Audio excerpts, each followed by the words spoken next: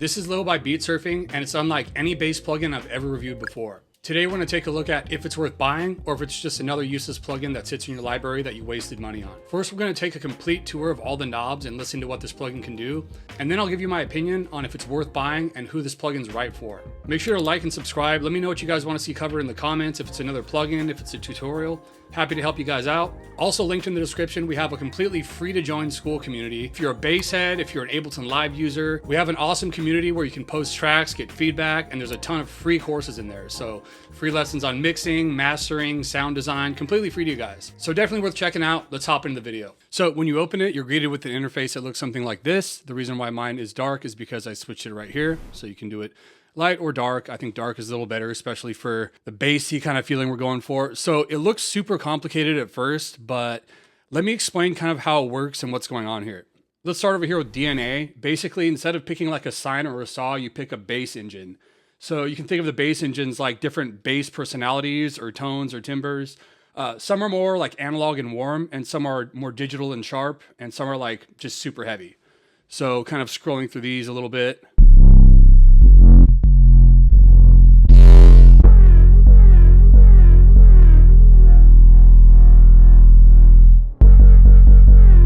So the seed knob down here, or the seed slider, is kind of like the main character of the control. So like on most synths, a knob would just scroll through wavetables, like on Serum. Seed's a little different. Basically, seed morphs the sound itself. So you can turn one knob and the bass goes from hollow to metallic or like aggressive.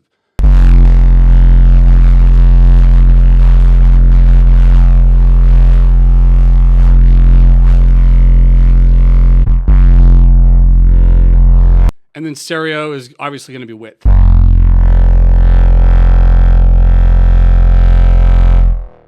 So that's kind of where everything is going to start from, is DNA. Next we have pitch impact. So this controls how much pitch movement happens right at the start of the note. So it's kind of like the classic 808 pitch or drop or whatever.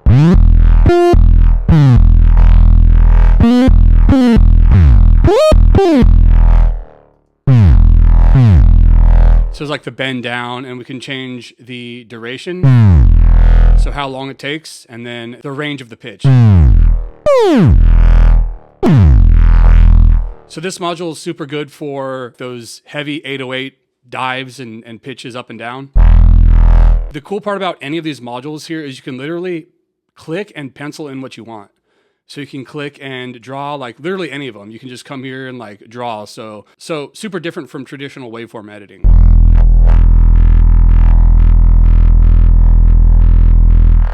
And then this hold button here is going to either gate it or let it kind of ring out once you're done holding down the note. So if we crank up the duration,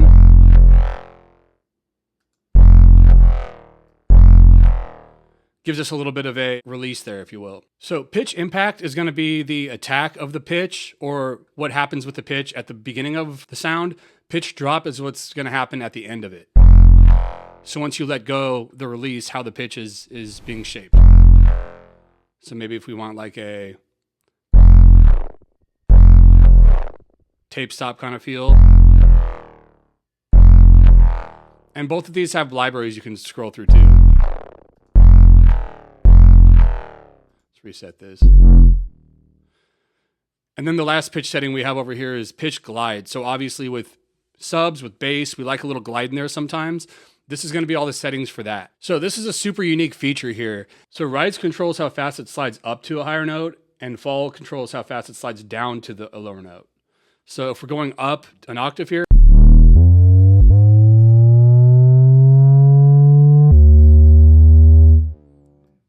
so if these are both all the way up, whereas if these are all the way down,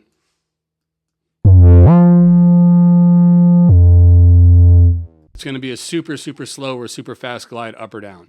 So these are super in-depth, comprehensive glide and pitch bending controls. This whole section right here, I've never really seen this in any other type of plugin, this much control with the pitch. So very cool to see. Moving down to the next row. So DNA gain is going to control how hard you're driving the engine itself. So when you turn it up, the bass gets denser, more aggressive. And when you turn it down, the sound feels lighter and cleaner. So it's not really just volume, it also changes how the engine reacts. So especially when you're pushing like distortion into it.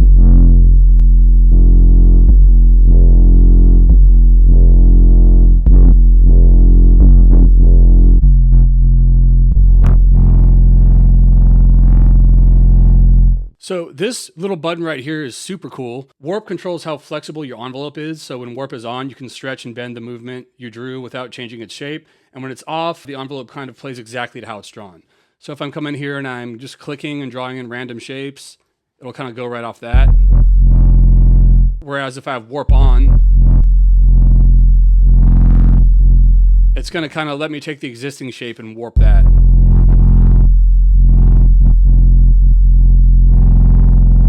So attack, as always, is going to control how fast the envelope starts. Release, how long the envelope takes to fade out once you let go of the key. And the cool part about that is these little sliders right here are going to set the points for attack and release. And then rate's going to be how fast this plays back. And drift is just some randomness. And then sync is going to lock this to the tempo of your project. And then amount is basically the dry and wet of the envelope.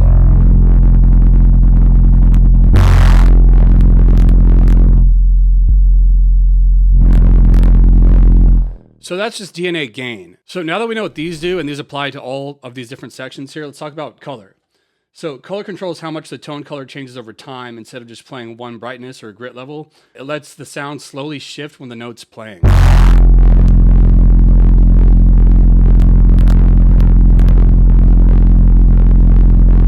So the color section is going to be the overall tone character. Depending on the engine, this can make the bass brighter, grittier, more aggressive, or even like metallic. So this is going to play directly off seed and engine.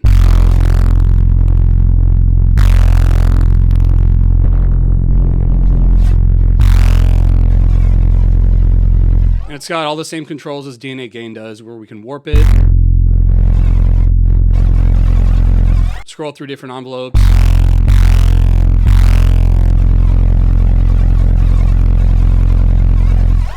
So DNA mutate is going to be how much the tone of the sound changes over time. So at low values, the bass stays pretty consistent, and when you turn it up, the engine morphs and evolves, making it feel like more alive and giving it a lot more movement.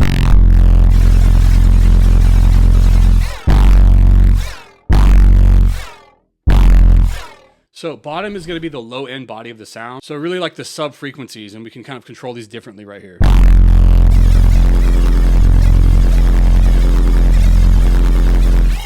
So let's low pass this so we can hear what we're doing.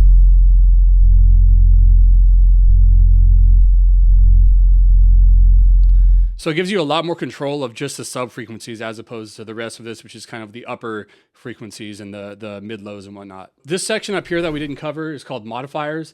And these don't change the sound directly, but they change how all the movements behave. So depth is the big one. This controls how aggressive the modulation gets.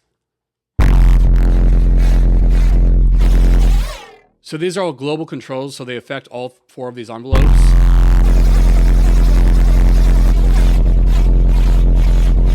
So depth is kind of like how dramatic these are. So offset shifts the center point of your modulation. So instead of the movement swinging evenly up and down, it pushes it higher or lower.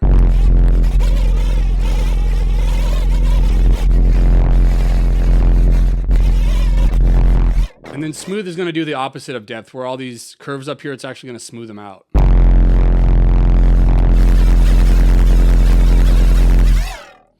And the last one, contrast, exaggerates the movement. So the high points get higher, the low points get lower.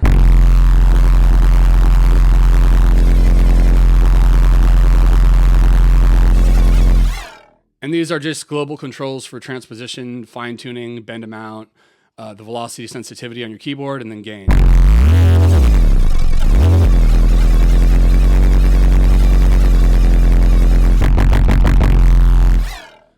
So those are pretty much all the controls explained. If we come over here to filters, the easiest way to understand this page is the left side is the hit and the right side is the hold. So impact is the punch at the beginning of the note and the body is the sustained weight after the punch. So everything is split into bands, so this is kind of like a multi-band deal. So you can shape the punch and the sustain differently in the highs, mids, and lows, which is super cool. We have all these controls right here, so we can change the impact so they're all consistent. So we can do stuff like play around with the high and the mids and keep the lows super punchy. And this is the crossover. So this determines where these frequency ranges start and end. So we can use these sliders to adjust where the lows and the highs start and how wide the mids are.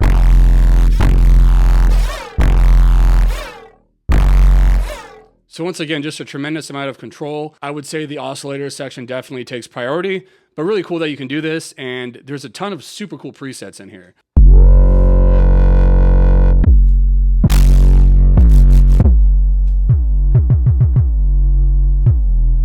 Very good subs. Like the only bass plugin I've used that's comparable to this is Sublab.